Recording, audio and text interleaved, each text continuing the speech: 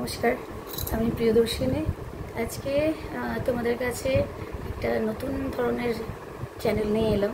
এই চ্যানেলে সাধারণত তোমরা আধ্যাত্মিক সব কিছু পাবে। আজকে আমার গলাটা ধরে আছে, সরি, একটু অ্যাডজাস্ট করে নিও। আধ্যাত্মিক সব কিছু, নানা রকম আধ্যাত্মিকতা নিয়ে, অলৌকিক কিছু নিয়ে, যা বাস্তব। আমার চ্যানেলের নামই তাই। তো কিছু অলৌকিক, কিছু বাস্তব। তো অলৌকিক ঘটনা আমাদের মধ্যে অনেক আছে, আবার বাস্তব কিছু আছে যেগুলো আমরা নজরআন্দাজ করতে পারি না। তো আমি আশা করব সবাই আমার এই চ্যানেলটাকে সাপোর্ট করবেন, সাবস্ক্রাইব করে দেবেন চ্যানেলটাকে, লাইক কমেন্ট করবেন। আপনারা কী বিষয়ে আমার কাছে জানতে চান সেটাও একটু বলবেন। আমি চেষ্টা করব আমার যতটুকু জ্ঞান, সীমিত জ্ঞান আমার, সেটা দিয়ে আপনাদেরকে সেই সম্পর্কে আলোচনাটা দেওয়ার, একটা ভিডিও দেওয়ার। ঠিক আছে? তো আমি আজকে আলোচনা শুরু করি। আজকের ভিডিওটা আমি শুরু করছি। আজকে আমার বিষয় হচ্ছে রুদ্রাক্ষ। তো তোমরা সবাই জানো যে রুদ্রাক্ষ মানে রুদ্রের পক্ষ, মানে শিবের চোখ। তো আমরা রুদ্রাক্ষ, আমরা সবাই জানি শুধু রুদ্রাক্ষ ধারণ করার অনেক উপকারিতা আছে, আমরা সবাই জানি এটা। এটা মানসিক চাপ কমাতে সাহায্য করে, আমাদের স্নায়ুতন্ত্রকে শান্ত রাখতে সাহায্য করে, যে কোনো নেতিবাচক শক্তির থেকে আমাদেরকে বাঁচাতে সাহায্য করে। আমরা যদি রুদ্রাক্ষ ধারণ করি তাহলে আমরা কিন্তু অনেক পজিটিভ দিক দেখতে পাবো জীবনে। কীরকম কী পজিটিভ দিক দেখতে পাবো আমরা? এক তো রুদ্রাক্ষ ধারণ করলে আমরা আমাদের যে আরাধ্য দেবতা, যদি একটা কথা প্রথমেই বলি, যে রুদ্রাক্ষ তবেই ধারণ করবে তুমি যদি তুমি শিবের ভক্ত হও। তোমার আরাধ্য দেবতা যদি শিব হয় তবেই কিন্তু তুমি রুদ্রাক্ষ ধারণ করতে পারো, নাহলে কিন্তু তুমি রুদ্রাক্ষ ধারণ করলে হবে না। যে কোনো কেউ কিন্তু রুদ্রাক্ষ ধারণ করতে পারে না। ঠিক আছে? তো রুদ্রাক্ষ পরার উপকারিতা অপকারিতা সবই বলবো, একটু করে বলবো, যেহেতু আমি একদম নতুন, আমি একটু লিখে এনেছি যাতে আমি ভুলে না যাই পয়েন্টগুলো। তো প্লিজ একটু সময় নিয়ে শোনো, পরের দিন আমি ঠিকঠাক করবো, আজকে নতুন তো। তো আমরা যদি রুদ্রাক্ষ ধারণ করি, তখন আমরা রুদ্রাক্ষ ধারণ করলে কি নিয়ম পালন করতে হবে আগে শোনো। সেটা হলো, রুদ্রাক্ষ যদি ধারণ করতে হয় কারোকে, তো ডিরেক্ট গলায় পরা যাবে না। কী করতে হবে? রুদ্রাক্ষ নিয়ে 24 ঘন্টা ঘিতে ডুবিয়ে রাখতে হবে। 24 ঘন্টা হয়ে যাওয়ার পর সেটাকে ঘি থেকে তুলে দুধে ভিজিয়ে রাখতে হবে। তারপর কিন্তু তুমি রুদ্রাক্ষটা ধারণ করতে পারবে। ঠিক আছে? রুদ্রাক্ষ ধারণ করলেই হবে না, রুদ্রাক্ষ ধারণ করার কিছু নিয়ম আছে। এক তো তোমার আরাধ্য দেবতা শিব হতে হবে। তুমি যদি শিব ভক্তি থাকে তোমার মধ্যে, তবেই তুমি রুদ্রাক্ষ ধারণ করে কোনো পজিটিভ দিক পাবে, না হলে কিন্তু রুদ্রাক্ষ ধারণ করা তোমার পক্ষে ঠিক হবে না। এবার রুদ্রাক্ষ ধারণ করার কিছু নিয়মাবলী আছে, সেগুলো বলে দিই, তারপর রুদ্রাক্ষ নিয়ে আলোচনা করব। তো রুদ্রাক্ষ ধারণ করার নিয়মাবলী হচ্ছে, যে কোনো কেউ কি রুদ্রাক্ষ পড়তে পারে? আমি বলবো না। সাধারণ আম জনতা রুদ্রাক্ষ পড়তে পারে না। এখন আমরা দেখতে পাই সবাই রুদ্রাক্ষ পড়ে, গলায়, হাতে। নিয়ম নয় কিন্তু সেটা। নিয়ম হচ্ছে, রুদ্রাক্ষ তুমি তবেই পড়তে পারো যদি তুমি এমন একজন মানুষ হও যে ধার্মিক, কোনো সময় অসৎ কথা বলবে না, অসৎ পথ অবলম্বন করবে না, সবসময় সত্যি কথা বলবে, আর ধর্মের উপাসনা, দেবতার উপাসনা করবে। তুমি এমন একজন ব্যক্তি হতে হবে তোমাকে, যে তুমি রুদ্রাক্ষ ধারণ করার তোমাকে প্রথম যোগ্যতা অর্জন করতে হবে, তবেই তুমি রুদ্রাক্ষ ধারণ করতে পারবে। আর একটা কথা হলো যে রুদ্রাক্ষ আম জনতা যে ধারণ করে, সাধুরা আমরা দেখি সাধারণত রুদ্রাক্ষ ধারণ করে, কিন্তু রুদ্রাক্ষ আমরা আম জনতাও, সাধারণ মানুষ যারা, তারাও ধারণ করতে পারি। কি করতে হবে না, রুদ্রাক্ষ কি সারাদিন পরে থাকা যায়? না। রুদ্রাক্ষ যদি পড়ো, তার নিয়ম আছে। রুদ্রাক্ষ এক তো তুমি স্নান করে রুদ্রাক্ষ ধারণ করতে হয়। ঠিক আছে? তুমি সারাদিন পরে থাকলে রুদ্রাক্ষ, তার মানে কি তুমি সারাক্ষণ পরে থাকবে? না।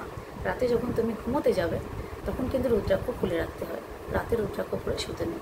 রুদ্রাক্ষর টাচ যেন তোমার গায়ে না লাগে রাত্রিবেলা। ঠিক আছে? এটা জেনে রাখো, অনেকেই জানে না। রুদ্রাক্ষর টাচ তোমার গায়ে যেন না লাগে রাত্রিবেলা।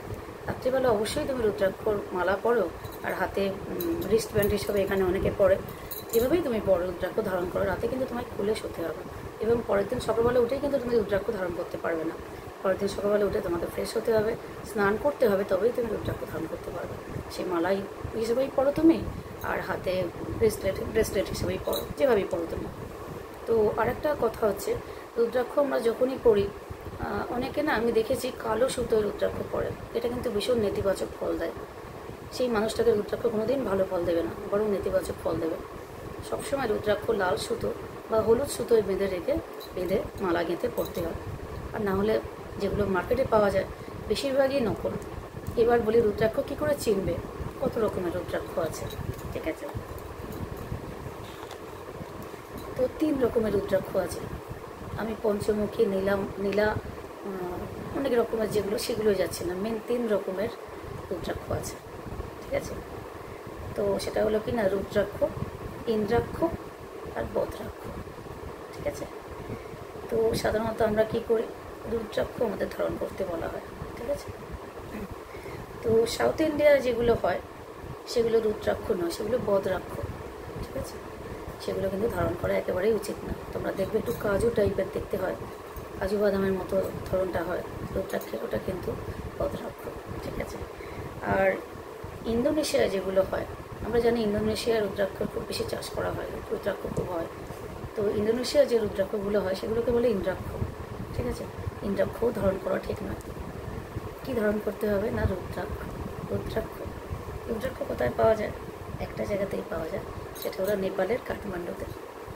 আমরা জানি নেপালের অরা খুব স্ট্রং, কেন বলো তো? নেপালেই একমাত্র রুদ্রাক্ষ পাওয়া যায়, যা ভগবান শিবের একটা অংশ বলে ধরা হয়, ঠিক আছে? তো রুদ্রাক্ষ যদি কিনতে হয় নেপাল থেকে, কাঠমান্ডু থেকে কিনতে হয়। নানা রকম ব্যাপারে নেপালের যে অরিজিনাল রুদ্রাক্ষ সেটা একটু অন্যরকম জায়গায় চলে গেছে এখন। কিন্তু তোমরা যদি কিনতে চাও রুদ্রাক্ষ, তো নেপালে গিয়ে রুদ্রাক্ষ কিনবে। নেপালের রুদ্রাক্ষ হচ্ছে অরিজিনাল রুদ্রাক্ষ, ঠিক আছে? আর একটা কথা হলো যে আমরা রুদ্রাক্ষ যে পড়ি, আমরা দেখি সাধুরা রুদ্রাক্ষ পড়ে, দেখি তো। তো অনেক মানুষ কী করে, রুদ্রাক্ষ পড়তে চায় যে সাধুরা পড়েছে, নিশ্চয়ই কোনো কিছু আছে। তো আমি বলবো সাধুদের দেখে রুদ্রাক্ষ পড়ো না। রুদ্রাক্ষ যদি পড়তে চাও তাহলে রুদ্রাক্ষর কারণ জেনে রুদ্রাক্ষ পড়ো, রুদ্রাক্ষ কেন পড়ে, ঠিক আছে? রুদ্রাক্ষ পড়লে কি হয়, মানুষের মনের মধ্যে একটা অরিজিনাল পজিটিভ থিঙ্কিং সবসময় চলে আসে। আরাধ্য দেবতার প্রতি একটা সৎ ভাবনা যেটা বলে না, সেটা সবসময় মনের মধ্যে কাজ করে। তুমি যদি রুদ্রাক্ষ ধারণ করো, তোমার মনের মধ্যে কোনো রকম বদ চিন্তাধারাই আসবে না। রুদ্রাক্ষ তোমার মনের মধ্যে কোনো খারাপ চিন্তাধারা আসতেই দেবে না। সেই জন্য আমি বলবো যে এখন দুনিয়ায় এত বেশি নেতিবাচক ঘটনা হচ্ছে, আমরা দেখতে পাই।